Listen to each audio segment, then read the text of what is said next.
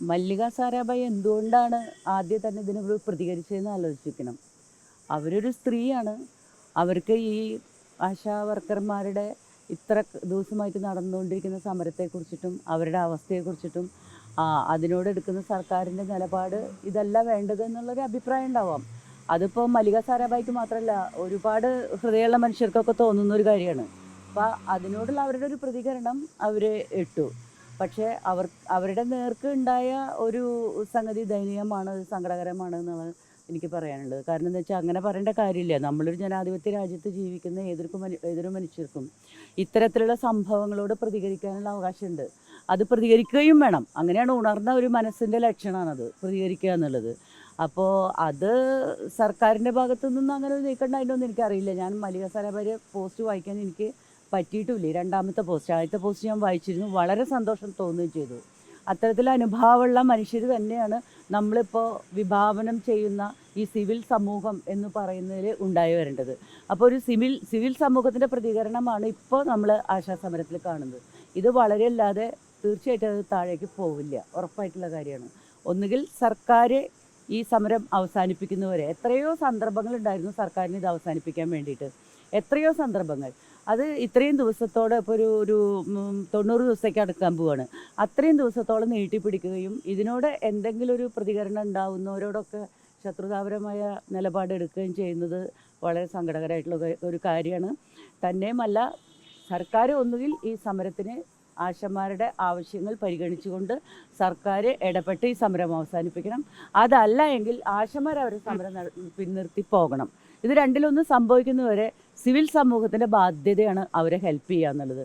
ബാധ്യത ഏറ്റെടുക്കാൻ എല്ലാവർക്കും ബാധ്യതയുണ്ടോ ചോദിച്ചാൽ എനിക്കറിയില്ല. ഉണർന്ന മനസ്സുകളുള്ള, ഈ സമരം ന്യായമാണ് എന്ന് വിശ്വസിക്കുന്ന, ഇവരെ ശരിക്കും അവരുടെ പ്രശ്നങ്ങൾ പരിഹരിക്കപ്പെടേണ്ടതാണെന്ന് വിശ്വസിക്കുന്ന പൗരന്മാരും പൗരകളും ഉള്ളതാണ് കേരള സമൂഹം, ജനാധിപത്യ സമൂഹം. ആ ജനാധിപത്യ സമൂഹത്തിൻ്റെ ഒരു ഇടപെടലാണ് നമ്മളിപ്പോൾ ഇവിടെ കാണുന്നത്. അല്ലാണ്ട് ഇപ്പോൾ ഇത് സർക്കാരിനെ അട്ടിമറിക്കാനോ അവർ പറയുന്ന പോലെ വിമോചന സമരം നടത്താനോ അതല്ലെങ്കിൽ ഏതെങ്കിലും രാഷ്ട്രീയ പാർട്ടിയെ താറടിക്കാനോ ഒന്നല്ല. ഏറ്റവും ദരിദ്രമായ അവസ്ഥയിൽ കിടക്കുന്ന അടിസ്ഥാന വർഗത്തിൽപ്പെട്ട ആളുകൾ ഞങ്ങൾക്ക് കുറച്ചും കൂടി തരൂ, കുറച്ചും കൂടി കൂട്ടി തന്നാൽ എന്ന് പറഞ്ഞുകൊണ്ട് തുടങ്ങി വെച്ചൊരു സമരമാണ്. അത് പരിഗണിക്കാതെ കണ്ട് അത് ഈ അവസ്ഥയിലേക്ക് എത്തിച്ചത് സങ്കടകരമാണ്. മല്ലിക സാരാഭായിയുടെ നേർക്ക് അത്തരത്തിലുള്ളൊരു സോഷ്യൽ മീഡിയയിൽ നിന്നുള്ള ആക്രമണങ്ങൾ ഉണ്ടാകുകയാണെങ്കിൽ അത് ദയനീയമായിട്ടുള്ളൊരു കാര്യമാണ്, വിഷമമുള്ളൊരു കാര്യമാണ്. അത് ഇത്തരത്തിലൊരു അനുഭാവം പ്രകടിപ്പിച്ചതിൻ്റെ പേരിൽ ഒരിക്കലും ചെയ്യാൻ പാടില്ലാത്തൊരു കാര്യമാണ്.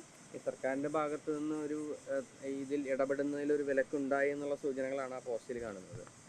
അതിനെ പറ്റിയിട്ട് ഞാൻ പറഞ്ഞില്ലേ, ഇപ്പം എനിക്ക് പറയാൻ പറ്റില്ല. ഞാൻ ആ പോസ്റ്റ് ഒന്ന് വായിച്ച് നോക്കിയിട്ട്. ഈ സമരത്തിൽ അവർ അങ്ങനെ പങ്കെടുക്കാനൊന്നും തയ്യാറായതല്ല. അവരൊരു പത്രവാർത്ത കണ്ടപ്പോൾ, ഇംഗ്ലീഷ് പത്രത്തിൽ വാർത്ത കണ്ടപ്പോൾ സ്വാഭാവികമായിട്ട് അവർ ഇതിനോട് വണ്ടർഫുൾ ആയിട്ട് കാര്യമാണെന്നുള്ളവർക്ക് പ്രതികരിച്ചു. അത്രയും ഉണ്ടായില്ല. അവർ സമരത്തിന് മുന്നിൽ വരാൻ ഉദ്ദേശിച്ചില്ല. അപ്പോൾ സ്വാഭാവികമായിട്ട് ടീച്ചർ പറഞ്ഞ പോലെ സ്വാഭാവികമായിട്ടൊരു ഇത്തരം സമരത്തിൽ ഐക്യദാർഢ്യം പ്രഖ്യാപിക്കുമ്പോൾ അത് ചെയ്തിട്ടുള്ളൂ. പക്ഷേ ഇതിപ്പോൾ നമ്മൾ ഈ മൂവ്മെൻറ്റ് വിചാരിച്ച ലക്ഷ്യത്തിലേക്ക് എത്തി എന്നുള്ളതാണ്. കാരണം നമ്മൾ ഉദ്ദേശിച്ച സർക്കാർ ഒരു ജനാധിപത്യ സർക്കാർ ചെയ്യേണ്ട കാര്യം ചെയ്യാതിരിക്കുമ്പോൾ പൊതുസമൂഹം അത് ഏറ്റെടുക്കണമെന്നുള്ളൊരു മെസ്സേജ് കൊടുക്കുക ചെയ്തത്. അധികാരികളെ സമ്മർദ്ദത്തിലാക്കി പ്രശ്നത്തിലേക്ക് എത്തിക്കുക എന്നുള്ളത്, അത് ലക്ഷ്യത്തിലേക്ക് എത്തിയെന്നുള്ളതിൻ്റെ സൂചനയാണ് സർക്കാർ കാണിക്കുന്നത്. കാരണം അവരത്രയും വിരൽ പിടിച്ച പോലെയാണ് ഈ മല്ലിക സാരാഭായിയെ പോലത്തെ ഇന്ത്യ ആദരിക്കുന്ന ഒരു വ്യക്തിയോട് അവർ പ്രതികരിച്ചത്. പക്ഷെ അവരുടെ മറുപടി വളരെ ആവേശം നൽകുന്നതായിരുന്നു. ഒരു ചാൻസലർ പോസ്റ്റിൽ ഇരുന്നിട്ട് ഗവൺമെന്റിനെതിരായിട്ടുള്ള നീക്കമൊന്നും അല്ലല്ലോ ഇത്.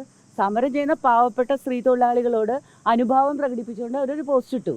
അങ്ങനെ ഒരു പോസ്റ്റ് ഇടാനായിട്ട് ഗവൺമെന്റ് ഉദ്യോഗസ്ഥർക്ക് പാടില്ല എന്ന് പറഞ്ഞാൽ പിന്നെ ഇവിടെ നമുക്ക് എന്താ ചെയ്യാൻ പറ്റുക? ഇനി ഗവൺമെന്റിന്റെ ഭാഗത്തുനിന്ന് അങ്ങനെ ഔദ്യോഗികമായിട്ടാണ് ഇത് ചെന്നിട്ടുള്ളതെന്ന് എനിക്ക് അറിയില്ല.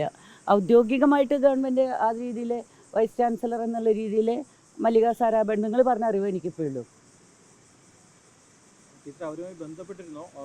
ഇല്ല എനിക്ക് കൃത്യമായിട്ട് അവരിന്ന് 3 മണിക്ക് ഒരു ആശാ വർക്കർക്ക് അവരുടെ ആദ്യ ഗഡു അവരുടെ അക്കൗണ്ടിൽ നിന്ന് ട്രാൻസ്ഫർ ചെയ്യും. അങ്ങനെയാണ് അവർ പരിപാടിയിൽ അസോസിയേറ്റ് ചെയ്യുന്നത്.